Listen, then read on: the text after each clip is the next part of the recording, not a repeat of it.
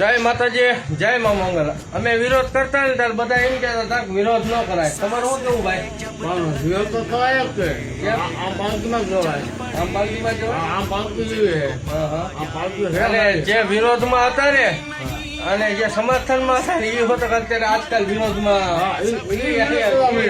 એ વિરોધ કરવા માંગો હતા ને એ ભાજપનો વિરોધ કરવા હા બરોબર. એટલે હે ને હંમેશા ખેડૂત જ જીતે. હા તમારું શું કેવું? ખેડૂત જીતે અને ખેડૂત ભાજપને ખાવાનું છે આજે. વાહ. અને ખરેખર કોઈ પણ અધિકારી હોય ને ખેડૂત પકવે પછી જ તમે ખાવ છો. એટલે ખેડૂત હારે રહેવાનું છે.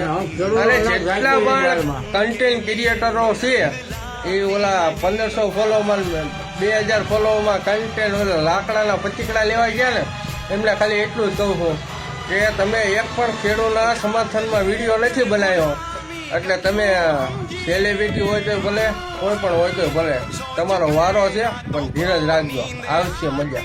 તમારું શું કેવું? હા રાખશે મજા. અને ખેડૂત હારે સીવી અને ખેડૂત હારે જ રહેવાનું છે 365 દી, કારણ કે હું એક ખેડૂતનો દીકરો છું. તમારું શું કેવું? આમ પાલકીના માણસ.